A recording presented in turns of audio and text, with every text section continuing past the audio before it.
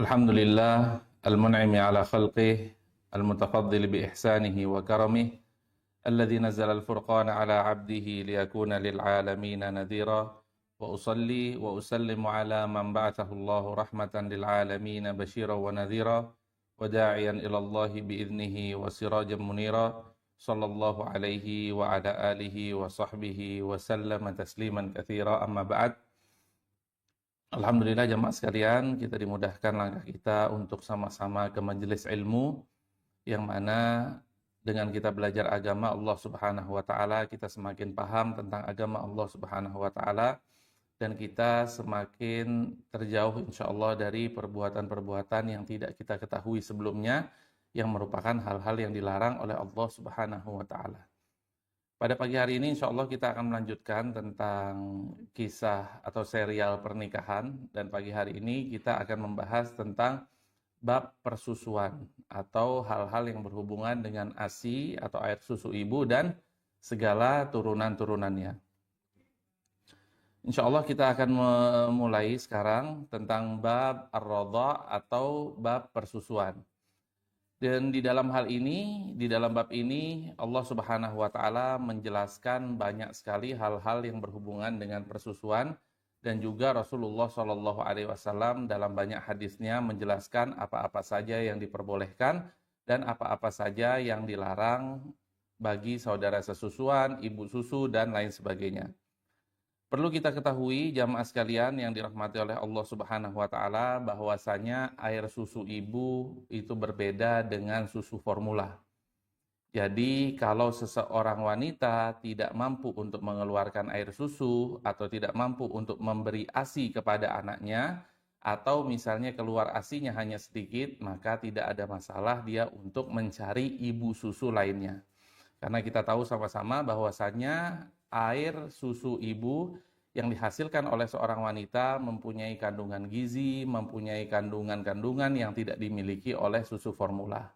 Jadi dari zaman Rasulullah SAW dahulu, beliau juga mempunyai ibu susu. Nah, siapa yang tahu ibu susu Rasulullah SAW bernama Halimah As-Sa'diyah.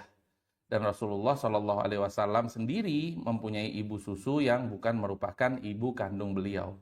Dan dari sini kita bisa tahu bahwasannya tidak mengapa orang wanita yang tidak mempunyai susu atau mempunyai susu hanya sedikit saja setelah melahirkan, dia mencari ibu susu. Jamaah sekalian yang dirahmati oleh Allah Subhanahu wa taala, ada sebuah kaidah dalam ilmu fikih, yaitu yahrumu minar radha' ma yahrumu minan nasab. Apa-apa saja yang diharamkan atas sebab nasab, begitu juga diharamkan atas sebab persusuan. Nanti kita akan rinci hal tersebut. Allah Subhanahu wa taala berfirman di dalam Al-Qur'an, wa ummahatukum allati arda'nakum wa akhawatukum minar radha'ah. Dan diharamkan bagi kita laki-laki untuk menikahi ibu-ibu susu kita atau ibu susu yang pernah menyusui kita, dan juga diharamkan bagi kita laki-laki untuk menikahi wa akhawatukum minar radha'ah, saudari-saudari sesusuan kita. Jadi persusuan merupakan salah satu dari 3 yang sudah pernah kita bahas ya di pertemuan sebelumnya, yang menyebabkan seorang laki-laki diharamkan untuk menikahi perempuan, yaitu yang pertama atas sebab nasab, yang kedua atas sebab al-musaharah atau sebab pernikahan, dan yang ketiga atas sebab ar-radha'. Karena keharaman menikah atas sebab persusuan sama persis sebagaimana keharaman kita menikah atas sebab nasab. Nah, kenapa? Karena dikatakan dalam ilmu-ilmu kedokteran juga saat ini bahwasanya tidak boleh kita untuk menikah dengan sedarah. Nah, ini dari ilmu kedokteran ya. Kenapa kita tidak boleh menikah sedarah? Karena banyak sekali konsekuensi yang akan timbul setelah nikah sedarah. Nikah sedarah ini kan dia menyusu dari ibu yang sama. Seperti kita dengan saudari kita, saudari perempuan, kita menyusu dari ibu yang sama. Dan dari saat itu, andai kata seseorang menikah dengan sedarah, maka ia mempunyai resiko punya anak yang cacat, punya anak yang langsung meninggal dunia, punya anak yang tidak normal, dan lain sebagainya. Dan itu semua sudah diterangkan oleh Rasulullah Shallallahu Alaihi Wasallam 1400 tahun yang lalu. Jadi larangan ini bukan semata-mata hanya larangan dari Allah Subhanahu wa taala dan Rasul-Nya, namun sudah proven, sudah terbukti melalui ilmu medis yang ada pada saat ini. Jadi dari dahulu kala Rasulullah Shallallahu alaihi wasallam sudah melarang kita untuk menikahi saudari sesusuan kita, sebagaimana Rasulullah Shallallahu alaihi wasallam melarang kita untuk menikahi saudari senasab. Jamaah sekalian yang dirahmati oleh Allah Subhanahu wa taala, khususnya bagi ibu-ibu ini ya, ini penting sekali. Andai kata ibu-ibu menyusui anak yang lain selain dari anak kandungnya, maka sangat penting untuk mendokumentasikan dalam artian mencatat dan menulis bahwasanya saya pernah menyusui Fulan bin Fulan atau Fulana binti Fulan. Kenapa? Karena kemungkinan orang yang kita susui itu, anak bayi yang kita susui itu, yang di bawah 2 tahun, setelah itu mungkin orang tuanya pindah rumah. Ya, setelah 2 tahun orangnya pindah rumah, atau bahkan merantau sampai ke luar negeri, dan tidak diketahui, dan setelah beberapa saat, ibu tersebut atau ibu susu tersebut meninggal dunia. Dan kalau tidak ada yang mengetahui hal tersebut, bisa jadi kemungkinan perempuan yang atau anak bayi perempuan yang sudah jadi besar itu kemudian kembali ke tanah airnya dan menikah dengan anak kandung dari ibu tersebut, dan itu adalah hal yang dilarang. Walaupun kalau dia tidak tahu maka tidak mengapa, tapi ada konsekuensi medis yang sudah kita jelaskan tadi, bahwasanya ditakutkan karena menyusu dari ibu yang sama kemudian mendapatkan nutrisi yang sama dari satu ASI, kemungkinan mereka mempunyai keturunan yang waliyadzubillah kemungkinan cacat, kemungkinan tidak normal, kemungkinan mempunyai penyakit-penyakit lainnya, atau bahkan kemungkinan bisa meninggal dunia disebabkan menikah sedarah. Jadi ibu-ibu sekalian, penting bagi ibu-ibu sekalian untuk menuliskan siapa saja yang ibu pernah susui selain dari anak kandung ibu-ibu sekalian. Karena hal itu sesuai dengan apa yang dikatakan oleh para ulama dan merupakan sebuah kaidah, yaitu hukmur radha hukmun nasab fit tahrim wal mahramiyah. Hukum dari sepersusuan itu sama dengan hukum dari pernasapan dalam 2 hal. Dalam tahrim, yaitu haram untuk dinikahi, dan dalam al-mahramiyah, yaitu menjadi mahram. Nah, apakah anak susu bisa dapat warisan atau enggak? Enggak. Karena yang sama anak susu dengan anak nasab hanya 2 hal, yaitu tahrim, haram untuk dinikahi, dan mahramiyah, boleh menjadi teman dalam bersafar, boleh menjadi mahram. Jadi misalnya ibu-ibu mempunyai anak susu ibu adalah perempuan, dan kemudian ibu sendiri mempunyai anak kandung laki-laki. Jadi boleh anak susu ibu menjadi atau bermahram dengan anak kandung ibu sekalian yang merupakan laki-laki. Boleh mereka bersafar berdua, boleh mereka berbicara berdua, boleh anak perempuan atau anak susu tersebut membuka jilbab di hadapan mahramnya, yaitu anak kandung dari ibu-ibu sekalian. Kemudian jamaah sekalian yang dirahmati oleh Allah Subhanahu wa taala, mengapa disebutkan 2 hal tersebut, yaitu diharamkan untuk dinikahi dan juga boleh untuk bersafar atau menjadi mahram? Karena tidak semua yang haram dinikahi adalah mahram kita. Contohnya adalah ipar. Ipar haram dinikahi selama istri kita masih hidup dan masih menjadi istri kita. Tapi dia bukan mahram. Kita tidak boleh untuk berkholwat berdua, tidak boleh kita untuk ngobrol berdua saja tanpa ada orang lain, dan tidak boleh juga ipar kita yang perempuan untuk menampakkan auratnya atau membuka jilbabnya di hadapan kita. Karena dia adalah bukan mahram. Namun dia bukan mahram, tapi dia tetap haram dinikahi selama istri kita masih menjadi istri kita. Dan itulah perbedaannya ipar tadi dengan anak susu atau dengan saudari sesusuan. Namun ada juga yang haram untuk dinikahi, tapi dia bukan mahram kita, yaitu anak zina. Wal'iyadzubillah.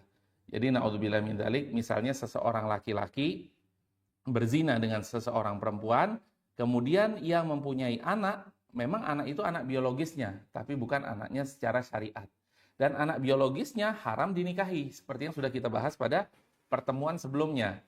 Walaupun dia hasil dari zina atau anak tersebut lahir karena zina, namun tetap ia haram dinikahi. Walaupun dia haram dinikahi, namun ia bukanlah merupakan mahram kita. Nah, jadi itu perbedaannya ya. Jadi dia haram dinikahi, namun dia tetap bukan mahram kita karena berasal dari zina. Jadi kemudian kaidahnya yaitu seseorang kapan menjadi anak susu, seseorang kapan menjadi saudara susu, yaitu kaidahnya dua hal yang akan kita rinci kemudian. Yang pertama, dia harus menyusu sebanyak 5 susuan. Nanti akan kita rincikan. Dan juga anak yang menyusu ini harus di bawah 2 tahun. Ya, harus di bawah 2 tahun. Jadi kalau ada anak yang menyusu kemudian umurnya di atas 2 tahun atau di atas haulain, maka itu bukan merupakan anak susu kita. Jadi jamaah sekalian yang dirahmati oleh Allah Subhanahu wa taala, sebagaimana kita diharamkan untuk menikahi saudari kandung kita, kita juga diharamkan untuk menikahi saudari sesusuan kita atau yang pernah menyusu kepada ibu kandung kita. Al-Imam Al-Bukhari rahimahullahu taala pernah meriwayatkan bahwasanya suatu saat pernah seseorang laki-laki datang ke rumah Rasulullah Shallallahu alaihi wasallam. Dan beliau duduk bersama Aisyah radhiyallahu taala anha. Ketika itu Rasulullah Shallallahu alaihi wasallam datang dan menemui Aisyah sedang duduk bersama dengan laki-laki tersebut, dan laki-laki tersebut merupakan atau mempunyai hubungan sesusuan dengan Aisyah radhiyallahu taala anha, dan Rasulullah Shallallahu alaihi wasallam tidak mengingkari Aisyah duduk dengan laki-laki tersebut. Tentunya kalau hal tersebut melarang atau melanggar syariat Allah Subhanahu wa taala, pasti Rasulullah Shallallahu alaihi wasallam akan mengingkari dan akan memberitahukan Aisyah bahwasanya hal tersebut adalah hal yang dilarang dalam agama. Namun Rasulullah Shallallahu alaihi wasallam tidak melarang hal tersebut dan membiarkan karena mempunyai hubungan sesusuan dengan istri beliau Aisyah binti Abu Bakar radhiyallahu taala anhumah.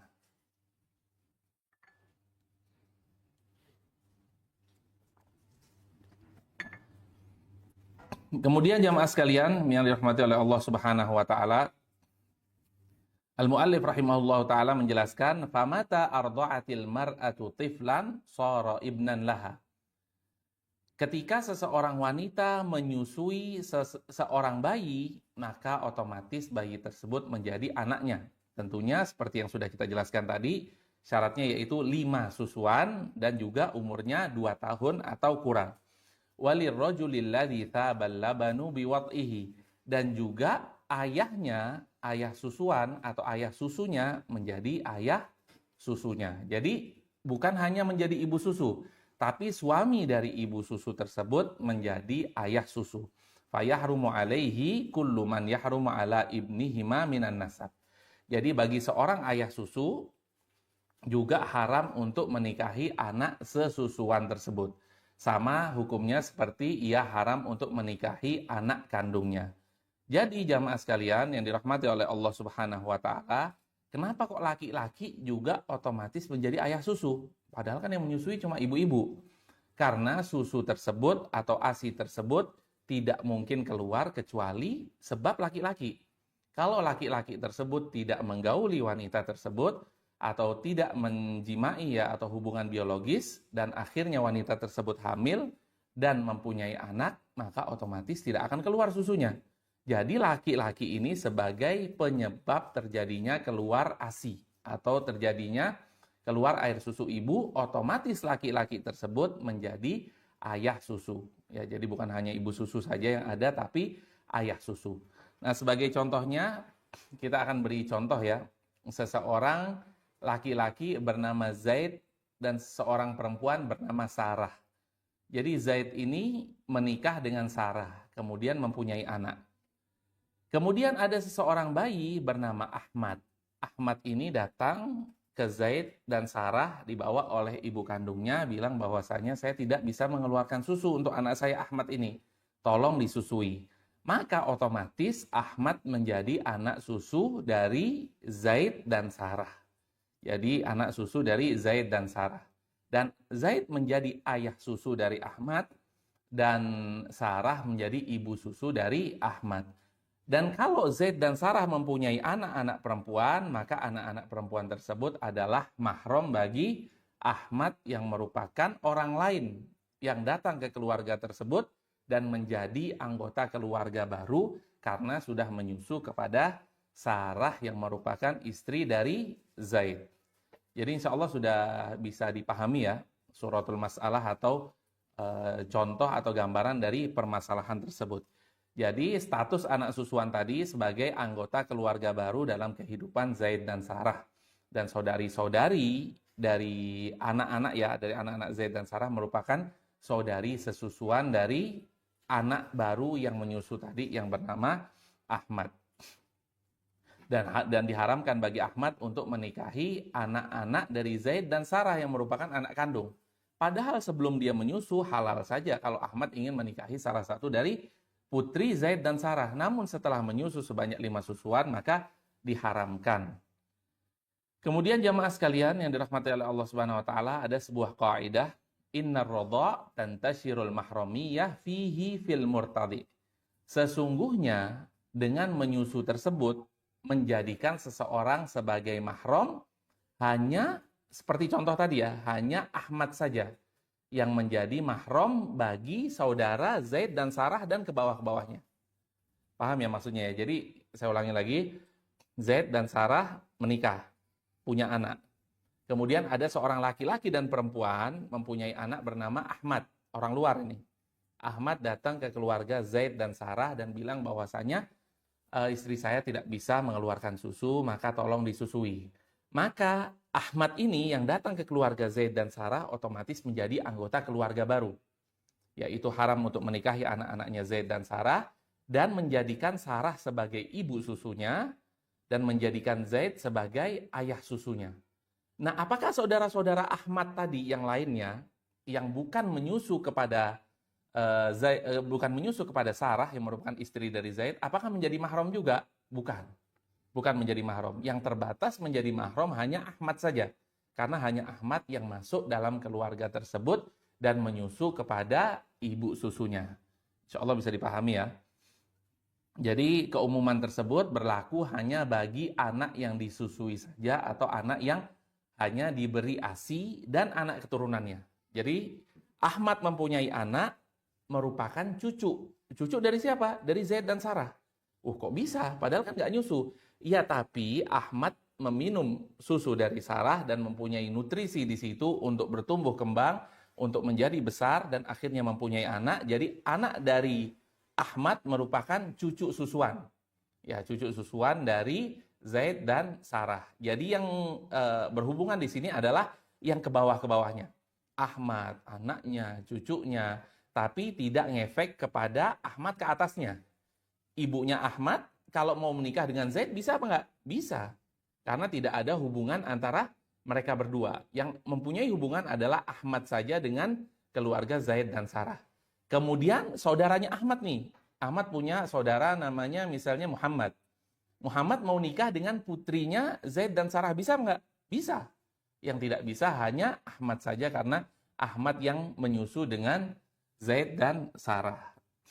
Jadi barang siapa yang menyusu dari seorang wanita maka otomatis melekat padanya kemahraman. Maka wanita tersebut menjadi ibu baginya yaitu ibu susu dan menjadi nenek bagi anak-anaknya Ahmad tadi seperti contoh yaitu nenek susu dan segala sesuatu yang berkaitan dengan anak kandung wanita tersebut berlaku pula dengan anak susu tersebut. Maka dia adalah anak susu atau anak yang menjadi keluarga baru disebabkan diberikan ASI oleh ibu tersebut. Jadi inilah pentingnya kita untuk mengetahui tentang fikih pernikahan, tentang fikih persusuan agar tidak salah langkah ketika di kemudian hari. Dan juga ibu-ibu tidak usah takut untuk menikahi atau untuk memberikan susu kepada anak-anak yang tidak mempunyai susu. Tidak apa-apa dan insya Allah itu mendapatkan pahala. Bahkan sebagian ulama lagi mengatakan bahwasanya ibu susu berhak untuk dibayar. Berhak untuk diberikan nafkah karena dia sudah memberikan susu. Dan susu tidak mungkin keluar kecuali dengan nutrisi-nutrisi yang baik, kecuali dengan makanan-makanan yang sehat. Maka berhak ibu susu tersebut untuk diberikan nafkah dari seseorang yang menitipkan anaknya untuk disusui. Jadi kami pertegas lagi di sini, Bapak Ibu sekalian yang dirahmati oleh Allah Subhanahu wa taala, ayah dan ibu kandung anak susu tidak ada hubungannya sama sekali dengan ibu susu maupun suaminya. Jadi tadi ya ke atas itu tidak ada hubungannya dan mereka berdua tetaplah bukan mahram. Jadi antara bapak kandung dan ibu susu tidak ada kaitan mahram sama sekali. Kalau yang ini suaminya meninggal, yang ini istrinya meninggal, boleh. Mereka semua menikah, walaupun anak mereka menyusu kepada ibu susu tersebut. Kemudian jamaah sekalian yang dirahmati oleh Allah Subhanahu wa taala, begitu pula saudara kandung anak susu tersebut. Tidak ada hubungannya sama sekali dengan saudara susuan dari anak tersebut. Seperti sudah kita kisahkan tadi, saudara-saudaranya Ahmad tidak ada hubungannya sama sekali dengan anak kandung dari Zaid dan Sarah. Kemudian al-muallif rahimahullahu taala menjelaskan wa in arda'at tiflatun sarat bintan lahuma tahrumu ala kulli man yahrumu alaihi ibnatuhuma minan nasab. Liqauli Rasulillah sallallahu alaihi wasallam, dan ini sesuai dengan sabda Rasulullah sallallahu alaihi wasallam yang sudah kita ulang-ulangi tadi, yahrumu minar radha'ati ma yahrumu minan nasab. Diharamkan atas sebab persusuan sebagaimana diharamkan atas sebab nasab. Diharamkan untuk menikahi ya, diharamkan untuk menikahi, diharamkan untuk segala sesuatu ya yang diharamkan, dan dihalalkan untuk bersafar berdua atau duduk berdua atau membuka aurat yang biasa terlihat ya, seperti perempuan membuka rambut di hadapan ibu susunya, maka itu hal yang diperbolehkan dalam syariat. Jamaah sekalian yang dirahmati oleh Allah Subhanahu wa taala,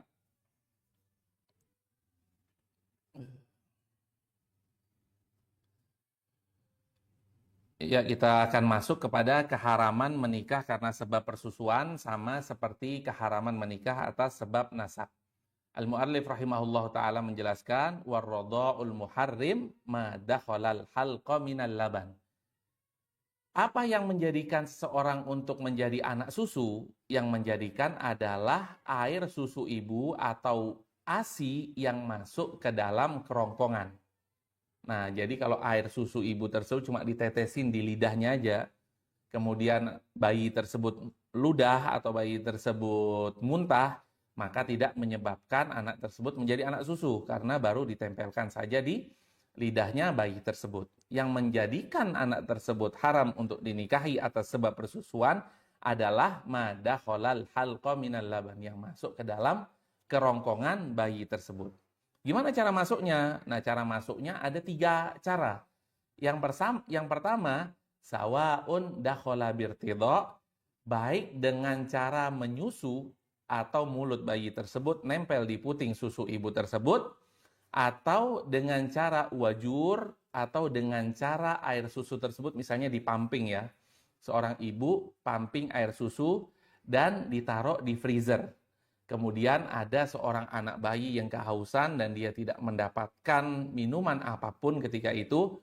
Mungkin air galon juga lagi habis dan adanya hanya susu, dan anak tersebut di bawah 2 tahun dan dia menyusui dari susu atau ASI yang sudah dipamping, maka hukumnya sama selama menyusu tersebut sudah 5 susuan. Ya, jadi kita ulangi lagi, bukan hanya menempelkan mulut bayi tersebut di dalam puting susu seorang perempuan, namun bisa juga dengan cara dipamping. Kalau dia minum ASI dari cara dipamping, sama hukumnya dengan ia minum susu dengan cara langsung menempelkan mulutnya kepada susu ibu tersebut.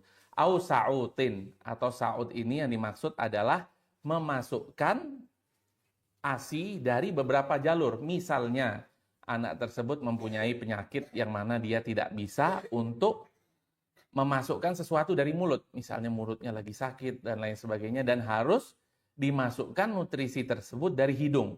Biasa kita tahu kan ya, ada yang dimasukkan dari hidung karena mulutnya bermasalah, tidak bisa menelan dan lain sebagainya. Dan itu juga dihukumi sama menjadi anak susu apabila ia menyusu kepada ibu lainnya dengan 3 cara tersebut. Jadi caranya ada 3, bisa langsung menempelkan mulut bayi tersebut kepada puting susu ibunya, atau bisa juga bayi tersebut minum dari susu yang sudah dipamping atau sudah dikeluarkan, dan bisa juga yang masuk dari jalur hidung dan ujung-ujungnya masuk ke dalam kerongkongan bayi tersebut. Oleh karena itu, itulah dijelaskan juga di dalam syariat bahwasannya kita beristinsyak ketika bulan puasa, ketika bulan Ramadan, kita harus hati-hati. Kita beristinsyak, jangan sampai air yang kita masukkan ke dalam lubang hidung kita, maka masuk ke dalam kerongkongan kita. Karena itu juga sama dengan kita minum air.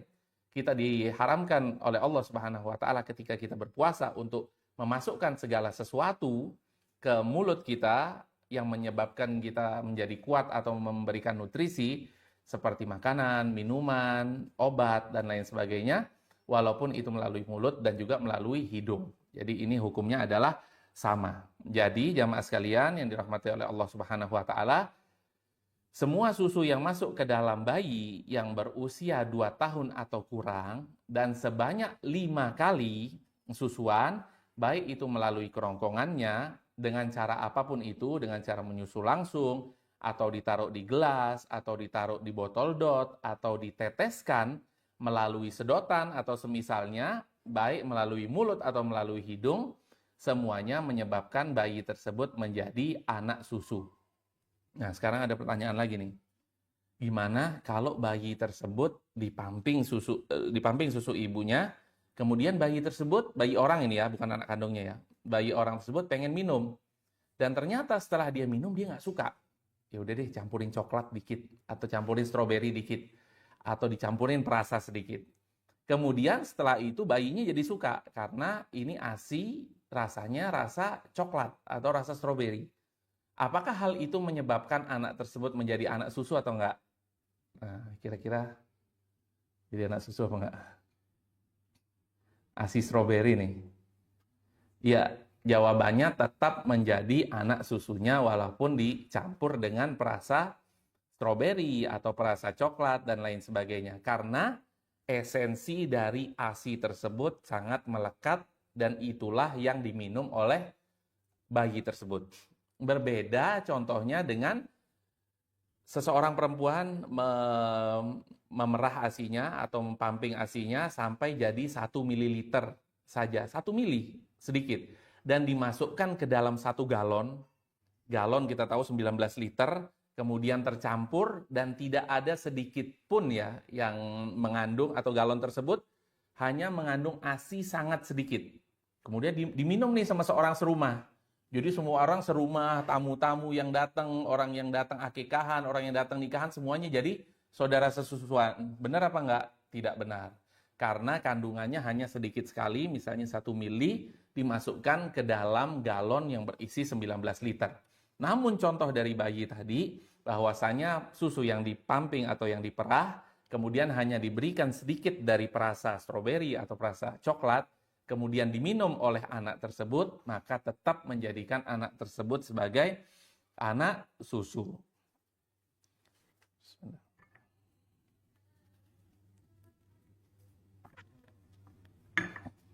Kemudian contoh lainnya nih. Nah, jadi kita memperbanyak contoh di sini ya.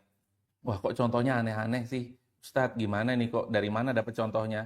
Jadi kita nggak usah heran ya kenapa contohnya aneh-aneh. Guru matematika kita aja kan contohnya aneh-aneh.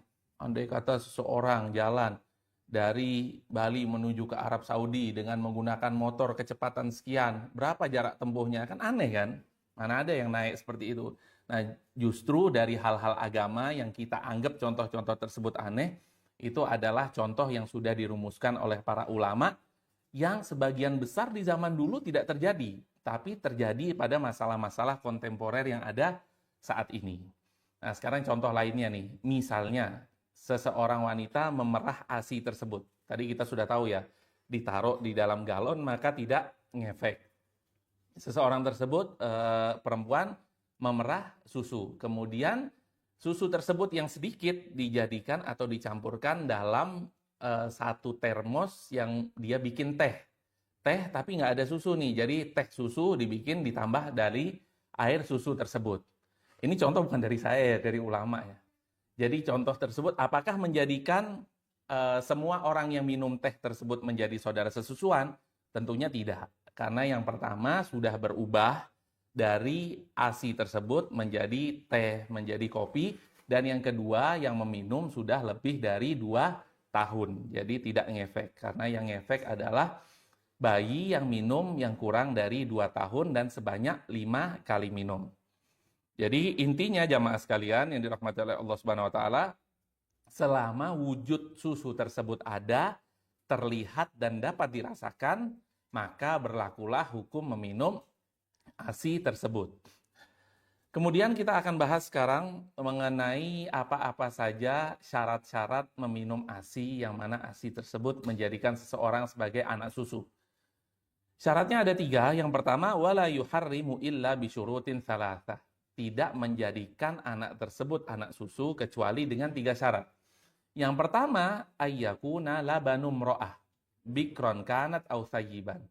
Yang menjadikan seseorang tersebut anak susu, yang pertama adalah susu seorang wanita. Baik wanita tersebut sudah menikah maupun wanita tersebut belum menikah. Karena ada ya permasalahan yang sangat-sangat jarang sekali seorang wanita bisa mengeluarkan susu walaupun ia belum menikah. Namun secara mayoritas perempuan tidak bisa mengeluarkan susu kecuali ia sudah menikah, dia sudah digauli oleh suaminya, kemudian dia hamil, dia punya anak, baru setelah punya anak tersebut keluarlah susu. Tapi sekian persen saja ada perempuan yang bisa mengeluarkan susu walaupun dia tidak melahirkan dan dia tidak punya anak. Kita tahu sekarang sama-sama ya, orang minum obat hormon, jadi hormonnya jadi naik, dan kemudian setelah itu bisa mengeluarkan susu, itu tetap menjadikannya sebagai ibu susu. Karena yang disyaratkan di sini adalah susu wanita. Oh, apa maksudnya? Kan susu emang cuma susu wanita saja? Enggak. Jadi ada juga laki-laki yang waliyadzubillah beroperasi menjadi seorang perempuan. Jadi aslinya dia laki-laki, kemudian dia menjadi perempuan karena operasi, dan dia bisa mengeluarkan susu, maka susu tersebut tidak menjadikan orang atau anak bayi yang minum susu tersebut menjadi anak susunya, tidak. Karena yang disyaratkan oleh ulama di sini adalah susu wanita saja. Nah, gimana nih kalau kita sama-sama misalnya ke Arab Saudi, kita ke peternakan onta, katanya bagus susu onta untuk anak bayi, akhirnya diperahlah susu onta tersebut. Nih bayinya diminumin susu onta, bayinya tetangga juga diminumin susu onta. Susu dari satu induk yang sama. Jadi saudara nggak? Jadi saudara nggak? Nggak jadi saudara. Karena yang jadi saudara adalah hanya susu wanita. Jadi bukan kita sama-sama ya beli dari toko, misalnya dari supermarket, susu formula atau susu kalengan itu biasanya ya, susu UHT, merek tertentu, kemudian dituangkan di dotnya A, di dotnya B. Sama-sama nih di bawah 2 tahun nih. Dua-duanya sama minum susu dari tempat yang sama. Wah, ini karena minum dari tempat yang sama jadi saudara sesusuan. Bukan. Yang menjadi saudara sesusuan hanyalah yang minum dari ASI seorang wanita. Jadi perlu kita pahami lagi, hanya ASI seorang wanita bikron kanat au thayyiban. Baik wanita tersebut sudah mempunyai anak, atau sudah tidak perawan, ataupun wanita tersebut masih perawan. Kemudian jamaah sekalian yang dirahmati oleh Allah Subhanahu wa taala, lanjutannya dari yang tadi fi hayatiha au ba'da mautiha. Nah, ini agak sedikit aneh nih. Susu wanita selama dia masih hidup, wanita tersebut, atau wanita tersebut sudah meninggal dunia. Nah, ini contohnya bagaimana ini? Contohnya kalau wanita masih hidup, kita nggak usah pusing ya, pastilah semua wanita masih hidup, dia menyusui anak tersebut, maka anak tersebut menjadi anak susunya ketika dia sudah menyusu sebanyak 5 kali susuan. Sesuai dengan sabda Rasulullah SAW, khamsu radha'atin ma'lumatin yuharrimna. 5 susuan yang diketahui, maka itu menjadikan mahram. Bagaimana setelah wanita tersebut meninggal dunia? Maksudnya adalah ketika seorang perempuan memberikan susu atau pumping susu ya, pumping susu atau pumping susu. Kemudian setelah itu perempuan tersebut setelah 2 atau 3 jam ia meninggal dunia. Nah, susu yang masih diperah tersebut tadi dimasukkan ke dalam kulkas dan diminum di hari besoknya. Wah, ini jadikan mahram atau enggak? Kan yang punya susu sudah meninggal dunia. Tetap menjadikan anak tersebut sebagai mahram. Walaupun perempuan tersebut sudah meninggal dunia, misalnya kemarinnya atau 2 hari yang lalu selama susu tersebut diminum. Dan kita kembali lagi kepada alasan medis tadi, bahwasannya semua susu yang diminum menjadikan komponen seseorang atau komponen badan bayi tersebut dengan saudara lainnya sama. Jadi haram dinikahi karena mereka semua mempunyai hubungan sedarah atau sesusuan. Yang mana kalau dinikahi, waliyadzubillah, kemungkinan nanti akan menimbulkan cacat kepada anak tersebut atau tidak normal kepada anak tersebut. Dan itulah hikmah di mana agama kita, agama yang sangat sempurna, agama Islam, melarang kita untuk menikahi saudara sesusu, sebagaimana haram untuk menikahi saudara senasab. Begitu juga di sebagian negara-negara yang kita ketahui sedang ada perang, dan tidak jarang kita ketahui bahwasanya ketika diangkat misalnya puing-puing atau bangunan tersebut jatuh, kemudian diangkat, ketika itu ibunya sedang menyusui anak atau menyusui bayi tersebut. Bahkan kita nggak tahu ibu tersebut sudah meninggal dunia beberapa saat yang lalu, kita nggak tahu. Tapi anak tersebut masih diberikan rezeki oleh Allah Subhanahu Wa Taala untuk hidup dan masih menyusu. Nah, jadi kalau misalnya anak tersebut adalah anak dari tetangga atau anak dari orang lain, dan dia masih menyusui walaupun ibu tersebut sudah meninggal dunia, tetap menjadikan anak tersebut menjadi anak susu. Kemudian jamaah sekalian yang dirahmati oleh Allah Subhanahu wa taala, yang kedua yaitu ayyakuna fil haulain, atau syarat kedua, bayi yang menyusu tadi umurnya kurang dari 2 tahun. Jadi kalau ada bayi yang menyusu kepada istri kita dan bayi tersebut umurnya sudah 2,5 tahun misalnya, kan kadang masih ada ya orang yang di atas 2 tahun masih menyusui anaknya. Misalnya anak tersebut baru umur 2,5 tahun dan disusui oleh istri kita atau oleh ibu kandung kita, maka tidak menjadikan anak tersebut sebagai anak susu dari kita. Kemudian hal itu sesuai dengan sabda Rasulullah SAW,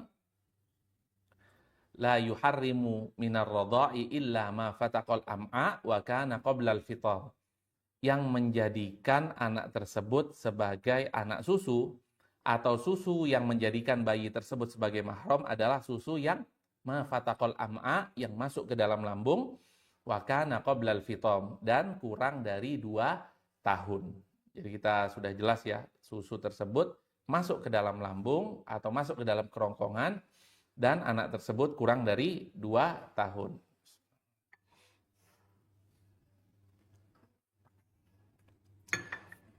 Kemudian yang ketiga, atau kita ulangi tadi, yaitu ayyartadi'a khamsa radha'atin, dan dia menyusu sebanyak 5 kali sesuai dengan sabda Rasulullah SAW yang diriwayatkan oleh Ibunda Aisyah radhiyallahu taala anha, unzila fil Qur'ani 10 radha'atin yuharrimna. Dulu di awal-awal adanya Islam, Allah Subhanahu wa taala menetapkan 10 susuan menyebabkan seseorang menjadi mahram. Kemudian hal itu dinasakh atau dihapuskan hukumnya oleh Allah Subhanahu wa taala dan digantikan dengan khamsu radha'atin ma'lumatin yuharrimna. 5 susuan menjadikan seseorang tersebut sebagai mahram atau haram untuk dinikahi dan boleh menjadi mahram bagi seseorang. Fatuwfiya Rasulullah sallallahu alaihi wasallam wal amru ala dzalik, dan ketika Rasulullah sallallahu alaihi wasallam meninggal dunia, hal itu atau 5 susuan tersebut tetap menjadi hukum. Jadi awalnya hukumnya 10, kemudian dinasakh atau dihapuskan menjadi 5 susuan. Kemudian jamaah sekalian yang dirahmati oleh Allah Subhanahu wa taala, 5 susuan itu seperti apa? Misalnya di hari pertama bayi tersebut lahir, dia menyusu kepada istri kita.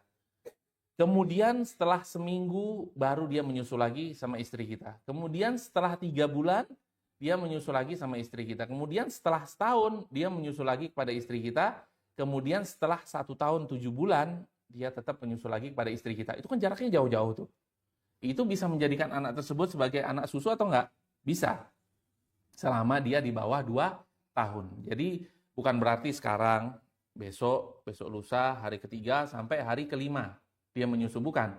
Tapi selama dia menyusu sebanyak 5 kali susuan, maka anak tersebut menjadi anak susuan. Dan kapan itu 5 susuan tersebut? 5 susuan tersebut adalah ketika anak tersebut menyusu kepada seorang wanita dan tidak dilepaskan kecuali anak tersebut yang melepaskan. Nah, jadi misalnya ada seseorang nih perempuan yang pengen menjadikan anak tersebut anak susu. Ditempelkan di payudaranya atau di puting susunya, kemudian dilepasin. Ditempelin lagi 1 teguk, kemudian dilepasin. Ditempelin lagi 1 teguk, kemudian dilepasin. Sampai 5 kali. Itu jadi anak susu apa enggak? Tidak. Dan itu hanya dihitung 1 kali susuan saja. Yang dihitung 5 kali adalah ketika bayi tersebut menyusu, baik langsung di puting susu ataupun di dot, dan bayi tersebut yang melepaskan. Misalnya dia nggak mau atau dia bagaimana, dia yang melepaskan, maka itu dihitung 1 kali susuan. Namun ulama juga membahas andai kata bayi tersebut hanya ingin berpindah dari puting kanan ke puting kiri, cepat ya maksudnya tidak lama atau tidak diselingi, maka langsung dari puting kanan ke puting kiri misalnya langsung berpindah, maka itu tetap dihitung 1 kali susuan.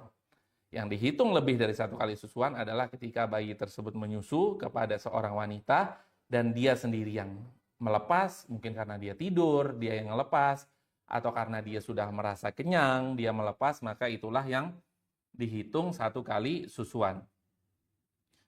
Kemudian jamaah sekalian yang dirahmati oleh Allah Subhanahu wa taala, kita kira kan cuman permasalahan persusuan nih, enggak panjang ya. Ternyata panjang banget permasalahan persusuan dan ini juga masih panjang. Kemudian yang menjadikan seorang bayi menjadi mahram adalah susu yang disebabkan oleh laki-laki, yaitu oleh suaminya. Karena susu seorang wanita dapat keluar sebab menikah dengan seorang suaminya.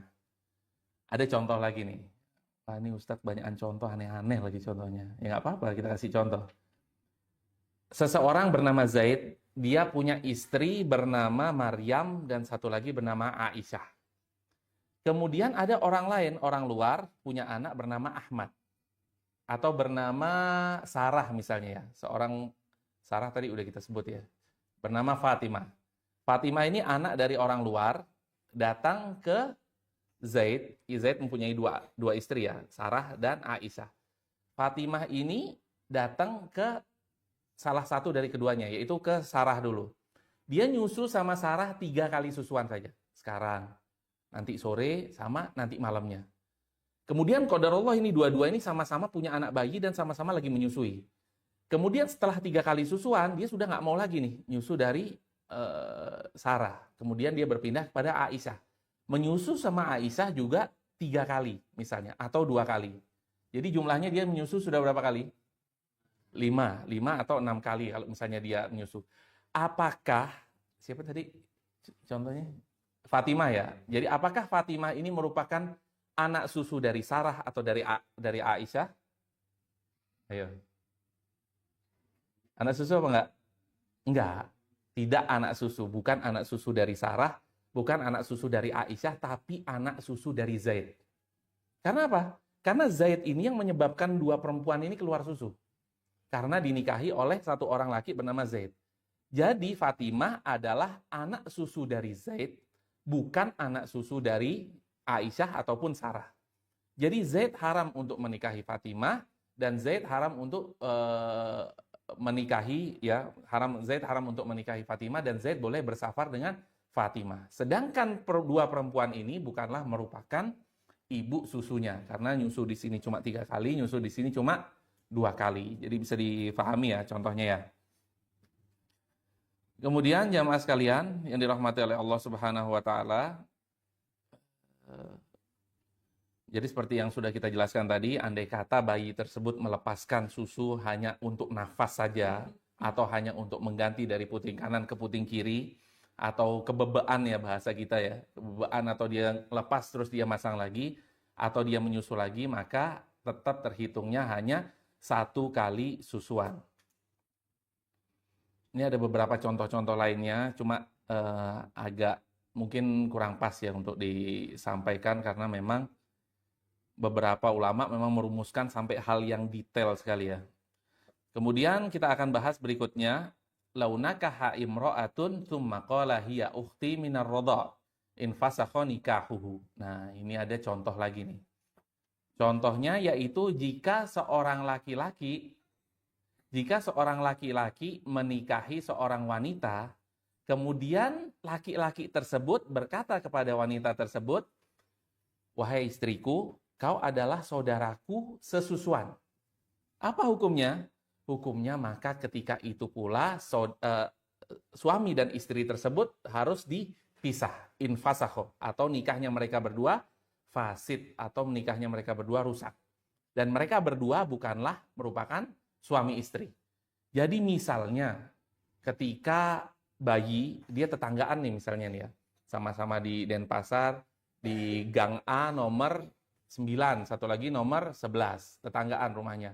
Ternyata mereka berdua menyusu dari ibu yang sama, karena ketika itu ibunya mungkin paginya kerja, dititipkan ke tetangganya.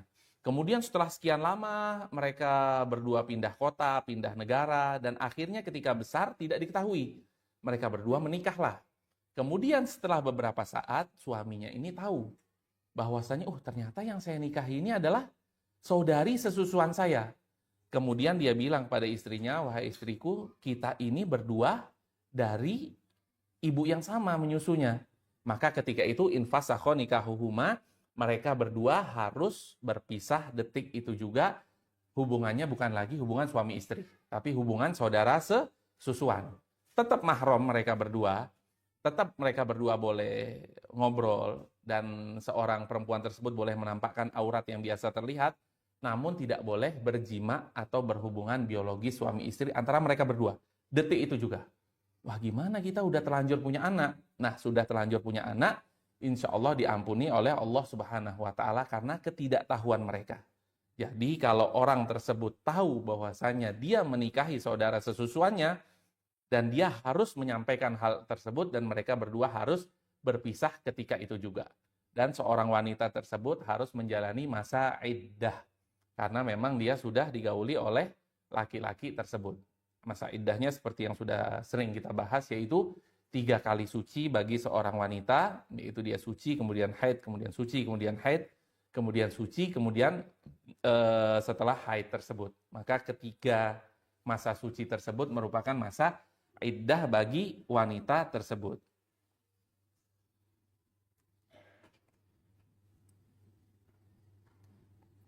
Kemudian jamaah sekalian yang dirahmati oleh Allah Subhanahu wa Ta'ala, kalau yang ngomong perempuan, nah kita balik nih case-nya. Kita balik case-nya, terbalik juga hukumnya. Kalau perempuan nih, dia bilang sama laki-lakinya, tahu nggak suamiku, ternyata kita berdua ini saudara sesusuan loh. Apakah langsung nikahnya terpisah? Tidak. Harus ditunjukkan dulu, harus ada isbat, atau ada bukti yang kuat menunjukkan bahwasannya mereka berdua bersaudara. Karena apa? Karena pada dasarnya talak, ini talak ya, talak itu adalah di tangan laki-laki, bukan di tangan perempuan. Dan biasanya perempuan bisa jadi kalau dia udah nggak suka nih sama lakinya nih ya, dia udah 20 tahun kawin tapi dia nggak suka sama lakinya. Udahlah, kita ngaku aja deh. Tahu nggak sih suamiku, ternyata kita berdua nih saudara sesusuan loh. Dia pengen lepas, tapi suaminya nggak mau nyeraikan. Dan dia mau gugat cerai di pengadilan, dia malu. Ya udahlah, dia ngaku aja seperti itu. Bahwasanya kamu itu adalah saudaraku sesusuan. Tidak serta-merta ketika itu pernikahan mereka semua langsung batal. Namun harus ditunjukkan dengan salah satu tanda atau salah satu bukti yang kuat bahwasanya mereka berdua adalah suami istri. Misalnya, ibu atau istri tersebut mengatakan, tahu nggak suamiku, dulu aku tinggal di jalan A, gang B, nomor 11C. Dan oh iya, aku tinggal di daerah itu juga loh. Tahu nggak, aku dulu pernah menyusu kepada ibu bernama Ibu Fatimah misalnya. Tapi dia sudah lama meninggal. Oh, itu Ibu Fatimah kan ibuku. Nah, ketika suami tersebut mengiyakan atau mengokekan, atau misalnya mereka berdua tes DNA dan menunjukkan bahwasannya mereka berdua adalah saudara sesusuan, maka ketika itu baru batal pernikahan di antara keduanya. Kalau yang mengatakan adalah perempuan. Namun kalau yang mengatakan adalah laki-laki, bahwasanya kamu itu adalah saudara sesusuanku loh, maka otomatis ketika itu juga pernikahan mereka berdua langsung batal. Karena apa jamaah sekalian? Karena yang mempunyai hak untuk menceraikan adalah laki-laki. Kalau hal ini diperbolehkan kepada perempuan, ya udah ntar semua perempuan yang nggak suka sama lakinya bilang aja kayak begitu. kamu saudara sesusuanku loh, kamu pernah menyusu kepada ibuku loh, dan lain sebagainya. Oleh karena itu, agama Islam menutup pintu-pintu atau celah-celah yang kemungkinan disalahgunakan oleh para wanita-wanita dengan cara tersebut sesuai dengan yang kita sampaikan. Mau contoh yang lebih aneh lagi? Ya, kemudian jamaah sekalian eh, kita simpulkan ya, yaitu yang pertama, kita harus minta bukti kepada perempuan tadi, apa buktinya kalau suami istri tadi adalah saudara sesusuan. Dan kalau tidak punya bukti antara suami dan istri tersebut, maka perkataan wanita tersebut tidak diterima. Dan wanita tersebut tetap menjadi istri sahnya seorang laki-laki tersebut, karena hak menceraikan hanya berada di tangan suami, bukan di tangan istri.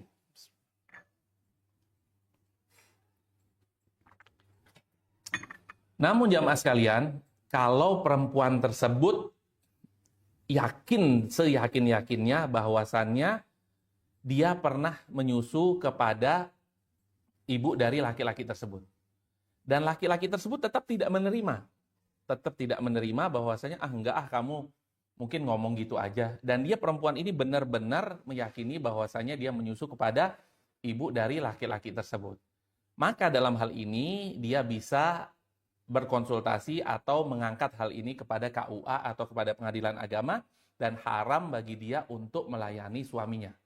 Kalau dia betul-betul 100% yakin bahwasanya suaminya adalah saudara sesusuannya. Walaupun suaminya tidak percaya, tapi dia yakin walaupun dia tidak punya bukti, maka dia bisa ke pengadilan dan dia mengatakan hal ini, dan hakimlah yang akan memisahkan di antara keduanya. Dan haram bagi wanita tersebut untuk melayani hubungan biologis suaminya, karena dia sudah tahu bahwasanya suaminya adalah saudara sesusuannya.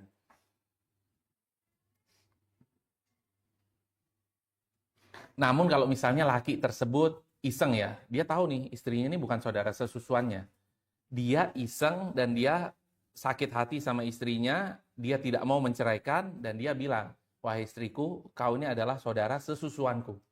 Maka dalam hal ini seperti jatuh talak satu, dan mereka semua adalah berpisah di antara suami istri tersebut. Karena apa? Karena tidak ada bedanya dengan ia menjatuhkan talak. Dia mengatakan kepada istrinya dia adalah sesusuanku, otomatis dia sudah tidak mau dengan istrinya, atau dia menjatuhkan talak kepada istrinya. Jadi otomatis dalam hal ini batal pernikahan di antara keduanya. Lebih parah kalau talak hanya cuma jatuh talak satu ya. Tapi kalau dia mengatakan bahwasanya kau adalah saudari sesusuanku, maka otomatis batal pernikahan tersebut.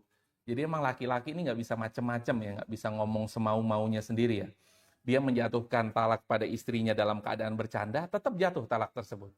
Karena hal itu merupakan tiga hal yang Rasulullah Shallallahu Alaihi Wasallam katakan, hazluhun najiddun wajidduhun najiddun. Bercandanya beneran dan benerannya beneran. Yaitu seseorang menceraikan atau mentalak istrinya walaupun dalam keadaan bercanda, walaupun tidak di depan istrinya. Misalnya dia mengatakan di depan teman-temannya lagi kumpul, oh iya kok bini gue udah gue ceraiin kok, udah saya ceraiin. Nah itu maka otomatis jatuh talak satu. Padahal maksudnya dia cuma bercanda. Jadi kita harus menjaga lisan kita harus tidak sembarangan ngomong. Kemudian jamaah sekalian yang dirahmati oleh Allah Subhanahu wa taala, tadi kita sudah bahas ya masalah menyusui dan masalah bagaimana kalau istri yang mengatakan hal tersebut. Dan kita kembali lagi kepada kesimpulan, urusan menyusui ini adalah urusan yang sangat penting, yang perlu dan harus didokumentasikan, sehingga orang yang menyusui seseorang dan yang disusui tersebut tahu, atau tidak, misalnya tidak dituliskan, maka ia boleh memberitahukan kepada orang-orang terdekatnya. Jangan sampai ketika ibu susu tersebut meninggal dunia dan tidak ada lagi yang mengetahui kalau dia pernah menyusui A, B, C, dan D yang merupakan bukan anak kandungnya, tapi tidak ada yang mengetahui. Dan ini adalah merupakan kerusakan yang sangat besar sekali. Kita tutup insya Allah pembahasan kita. Mungkin ada pertanyaan setelah ini. Sebelum ada pertanyaan, kita dulu yang mau nanya nih.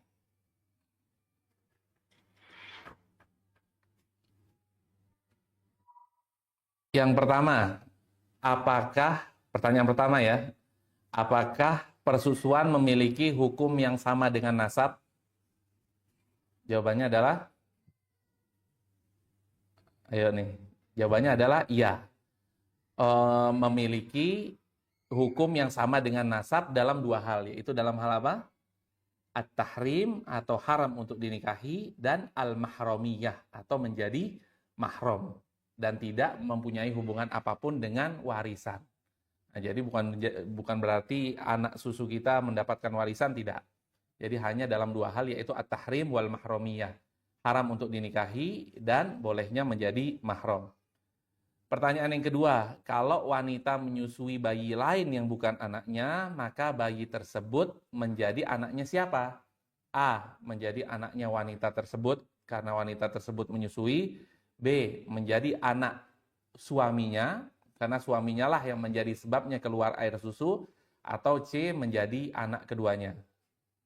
Jawabannya adalah menjadi anak keduanya. Kemudian pertanyaan ketiga, andai kata seorang bayi meminum susu wanita yang sudah diperah atau sudah dipamping dan ditaruh di gelas dan bukan menyusu langsung melalui payudaranya, apakah bayi tersebut menjadi anak susunya? Jawabannya adalah iya. Walaupun bayi tersebut tidak langsung menyusui ke payudara seorang istri, namun dia menyusui melalui pumping atau melalui susu yang diperah atau susu yang masuk melalui hidung dan ke kerongkongan atau ke lambungnya, maka ia tetap menjadi anak susunya. Kemudian pertanyaan yang keempat, andai kata seorang bayi minum susu seorang wanita yang sudah diperah atau sudah ditaruh di dalam gelas, namun susu tersebut dicampurkan dengan sedikit rasa stroberi atau rasa coklat agar bayi tersebut mau meminum susu tersebut. Apakah bayi tersebut tetap menjadi anak susunya? Jawabannya adalah iya. Bayi tersebut tetap menjadi anak susunya bila susunya yang sudah diperah tersebut dicampurkan hanya sedikit sekali dari perasa. Kemudian pertanyaan kelima, seorang bayi usianya 2 tahun 3 bulan menyusu kepada seorang wanita yang bukan ibunya. Apakah menjadikan bayi tersebut sebagai anak susunya? Tidak, karena umur bayi tersebut adalah 2 tahun 3 bulan. Sedangkan yang menjadikan anak susu hanyalah yang berusia 2 tahun kurang. Kemudian pertanyaan keenam, berapa batas minimal seorang bayi menyusu dan menjadikannya sebagai anak susu? Yaitu 5 kali susuan. Kemudian pertanyaan berikutnya, kalau misalnya si suami bilang, tahu nggak sih sebenarnya kamu itu adalah saudari sesusuanku. Maka apa hukum pernikahan mereka berdua? Pernikahannya batal dan mereka berdua harus berpisah. Baik ketika mereka berdua sudah berhubungan biologis atau berhubungan suami istri maupun belum. Kemudian pertanyaan berikutnya, andai kata seorang laki-laki yang menikahi perempuan, kemudian istrinya yang bilang, tahu nggak sih kamu itu sebenarnya saudara sesusuanku, dan perempuan tersebut tidak punya bukti. Maka apa hukumnya? Hukumnya adalah kalau ia tidak punya bukti, maka perkataan wanita tersebut tidak bisa diterima atau tidak dapat diterima. Namun kalau dia mempunyai bukti atau dia sangat yakin sekali, maka ia tidak boleh melayani suaminya dalam hubungan biologis. Namun tetap boleh berinteraksi sebagaimana mereka bersaudara. Kemudian pertanyaan terakhir yaitu apa saja syarat menyusu yang menjadikan seorang bayi menjadi anak susuannya. Yaitu yang pertama menyusunya sebanyak 5 kali. Yang kedua, umur bayi tersebut adalah di bawah 2 tahun. Dan yang ketiga harus, seingat yang ketiga? Harus susu wanita, bukan susu UHT, bukan susu waria, bukan susu seorang laki-laki yang beroperasi menjadi seorang wanita. Sebenarnya masih ada sih banyak hal yang penting juga yang perlu kita bahas, tapi kita undur insya Allah ya di pertemuan berikutnya insya Allah. Dan pertemuan berikutnya kita insya Allah akan membahas tentang bab nikahil kuffar atau menikah dengan orang yang beda agama. Nah, kebetulan di daerah kita juga banyak orang yang menikah dengan selain agamanya, maka perlu kita bahas dan ini insya Allah merupakan hal yang sangat penting sekali. Bismillah kita masuk pada pertanyaan, insya Allah yang tahu ana jawab, yang tidak tahu kita bisa menyuruh penanya untuk nanya kepada Ustadz yang lebih tahu insya Allah.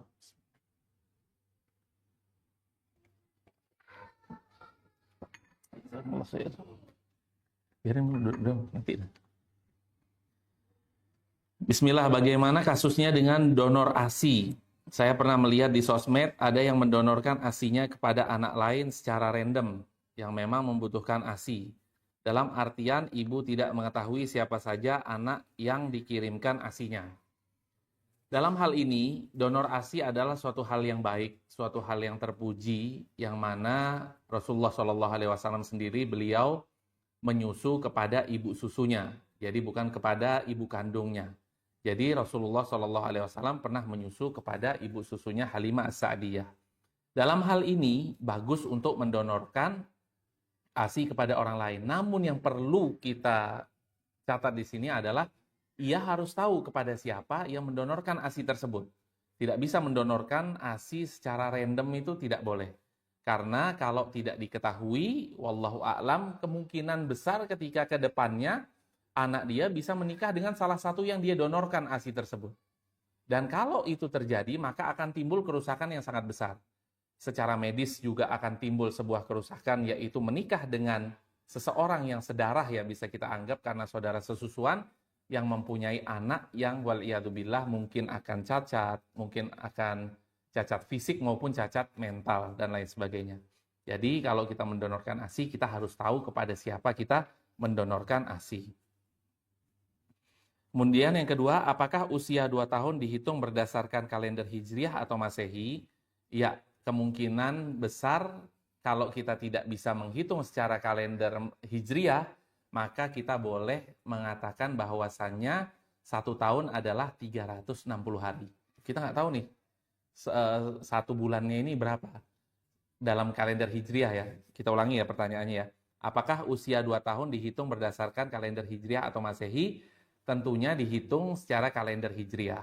Namun kalau kita tidak tahu cara menghitung kalender Hijriah, maka insya Allah tidak apa selama 360 hari kita anggap 1 tahun. Karena Rasulullah SAW ketika menjelaskan permulaan puasa atau akhir puasa adalah asyahru hakadha wa hakadha wa hakadha, yaitu 30 atau hakadha wa hakadha wa hakadha, yaitu 29. Jadi dalam 1 bulan Hijriah itu ada 29 hari atau ada 30 hari. Dan insya Allah selama 360 hari kalau dia tidak tahu, maka dia bisa menganggap itu sebagai 1 tahun. Kemudian apakah anak susu mendapatkan hak waris dari ibu susunya dan sebaliknya? Jawabannya adalah tidak. Hak yang didapatkan oleh anak susu hanyalah 2 hal, yaitu at-tahrim wal mahromiyah. At-tahrim yaitu haram untuk dinikahi, dan yang kedua al-mahromiyah yaitu menjadikan anak susu tersebut sebagai mahram. Adapun waris maka tidak dapat. Namun andai kata anak tersebut menyusu kepada seorang perempuan, saya tahu nih ada seseorang rahimahullahu taala, orangnya baik, dermawan, dan beliau sudah meninggal dunia. Beliau bukan membangunkan rumah untuk ibu kandungnya saja, bukan. Ibu susunya dibikinin rumah gedung tingkat. Dan itu wasiat atau nasihat dari ibu kandungnya. Nak, dulu ibu tidak bisa memberikan kau susu, nak. Tapi ibu susumulah yang atas izin Allah Subhanahu wa taala memberikan kamu susu dan bisa membuat kamu tumbuh dewasa dan kamu seperti sekarang ini.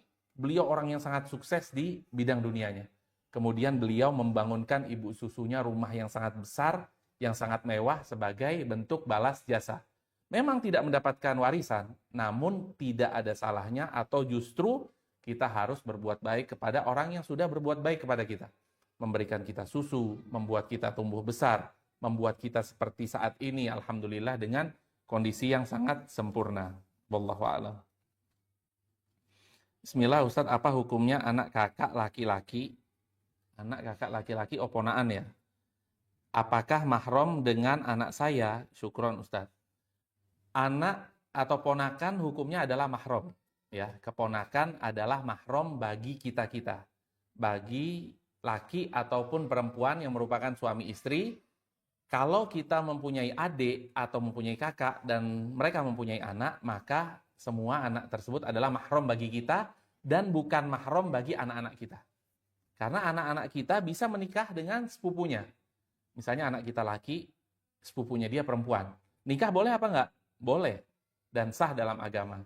Namun yang menjadikan mahram adalah kita-kita ini, yaitu yang mempunyai hubungan dengan atau paman ya. Paman atau bibi adalah mahram. Yang tidak mahram adalah sepupu. Kemudian bagaimana jika ada bayi minum ASI donor dari bank ASI yang menurut saya jadi problem. Mohon pencerahannya, apakah perlu diketahui, apakah harus tahu nama ibu yang memberi ASI, dan apakah perlu meminta data-data dari bank ASI. Kalau bisa hal itu dilakukan, sangat baik sekali. Jadi, dan biasanya insya Allah didata ya, nggak mungkin nggak didata. Di bank ASI itu didata, cuman memang nggak dikasih tahu aja sama kita. Kalau misalnya bisa, kita nanya ini susu dari siapa, dan cukup kita tulis. Dan cukup kita simpan data tersebut. Jadi jangan sampai di kemudian hari setelah 20 atau 30 tahun dia menikah dengan saudara sesusuannya. Dan ini memang jadi problem juga ya, agak susah juga sekarang. Satu orang ngasih ASI ke 100 orang. Nah 100 orang ini random, kita nggak tahu siapa yang minum ASI kita. Dan lebih amannya, wallahu a'lam, adalah kalau kita tahu bahwasanya ada saudara kita yang taat, saudara kita yang mempunyai ilmu agama yang Masya Allah, dan dia taat dalam beragama, kita menyusukan anak kita kepada dia saja. Nggak usah kepada Bang ASI, karena Bang ASI ini kita nggak tahu apakah ini ASI dari wanita kafir, wanita yang musyrik, wanita yang tidak beriman kepada Allah, dan sedikit banyak itu akan mempengaruhi. Karena apa yang perempuan tersebut makan, bisa jadi dia makan apa-apa yang diharamkan oleh Allah. Bisa jadi perempuan tersebut yang mendonorkan ASI, dia makan babi misalnya, atau dia meminum khamar. Pasti sedikit banyak ASI tersebut akan mengandung dari apa-apa yang ia makan. Jadi kalau kita tahu, kita menyusukan anak kita kepada orang yang kita kenal. Wallahu a'lam. Pertanyaan berikutnya, bagaimana jika mengetahui persusuan setelah mempunyai anak, apakah harus cerai juga? Kalau dia tahu bahwasannya yang dia nikahi adalah saudari sesusuannya, setelah dia punya anak, maka ketika itu juga dia harus pisah. Dia harus batal.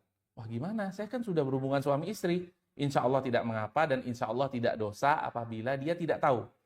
Dan ketika dia tahu detik itu juga dia harus langsung pisah.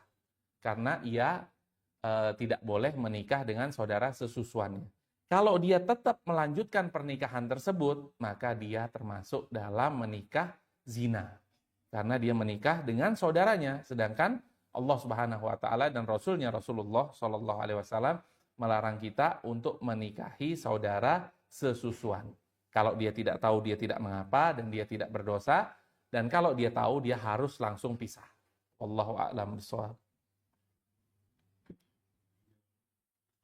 Ya, kemudian ada 3 lagi ya pertanyaan insya Allah untuk jamaah akhwat yang kalau insya Allah ibu-ibu sekalian bisa menjawab akan dapat hadiah langsung yang disponsori oleh Tatas Puding. Siap-siap ya.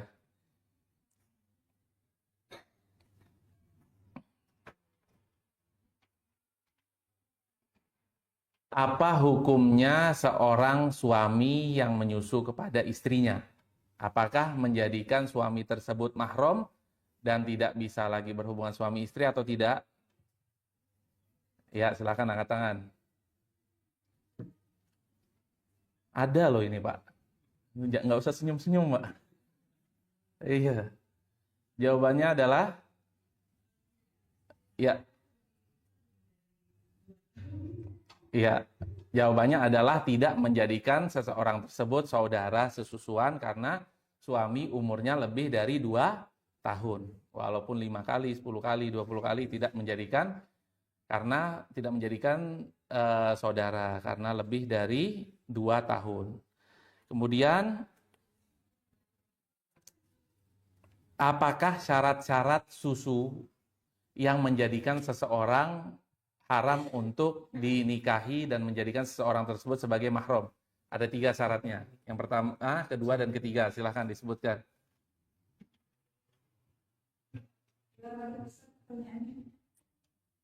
Ya, pertanyaannya adalah sebutkan 3 syarat susu. Syarat susu ini ya. Sebutkan 3 syarat susu yang menjadikan seorang bayi menjadi mahram bagi ibu dan ayah susu dan menjadikan dia tidak boleh dinikahi. Tunggu Ustadz, saya lihat buku dulu Ustadz, nyontek. Catat. Bentar ya Allah. Ya, Satu, masuk dalam lambung. Sorry. Apa tadi? iya. Masuk ke dalam lambung anak tersebut. Anak kurang dari 2 tahun. Anak kurang dari 2 tahun. Disusui sebanyak 5 kali. Disusui sebanyak 5 kali. Ya. Dan juga ada lagi satu, yaitu susunya harus susu wanita. Dari wanita. Ya, susu dari wanita. Ya, itu silahkan dapat hadiah. Dan pertanyaan yang ketiga, misalkan seorang wanita menikah, ternyata diketahui bahwasannya qadarullah ia tidak bisa punya anak atau mandul, kemudian ia meminum obat peningkat hormon, dan obat peningkat hormon itu menjadikan dia mampu untuk keluar susu. Dan dia mengadopsi anak dari luar, dan dia susui, karena dia berharap anak perempuan tersebut bisa mahram juga kepada suaminya. Apakah anak tersebut dihitung anak susu atau tidak? Wah, yang jawab iya banyak banget ya. Jadi kita ganti pertanyaannya. Ya, jawabannya adalah iya. Anak tersebut adalah tetap anak susu karena ya, silakan ribut kalau udah selesai kabarin.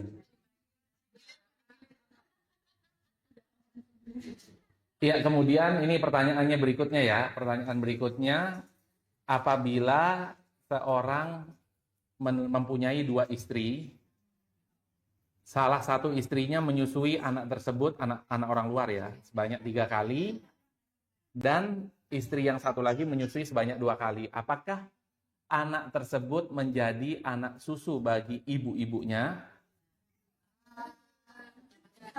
Ada satu yang angkat tangan? Ustaz, ada satu. Iya, silakan. Ya, dia tidak sebagai anak susu dari kedua ibunya, karena ibunya tersebut hanya menyusui 3 kali, yang satu hanya 2 kali.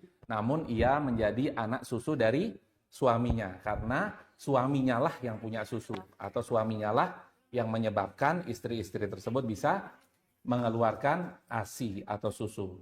Mungkin itu saja yang bisa kita sampaikan pada pertemuan kali ini. Insya Allah di pertemuan yang akan datang kita akan bahas mengenai nikahul kuffar, bagaimana hukum-hukum yang berhubungan dengan nikah non-muslim. Insya Allah perlu disimak lagi di Kamis depan insya Allah ya. Kamis depan di waktu yang sama, yaitu di jam 9 waktu Indonesia Tengah. Segala sesuatu kebenaran datangnya dari Allah Subhanahu wa taala, segala sesuatu yang salah datangnya dari diri saya pribadi, dan Allah dan Rasulnya terbebas dari semua itu. Wassallallahu wasallam ala nabiyyina Muhammad wa ala alihi wa sahbihi ajma'in. Subhanakallahumma wa bihamdika asyhadu an la ilaha illa anta astaghfiruka wa atubu ilaik. Wassalamualaikum warahmatullahi wabarakatuh.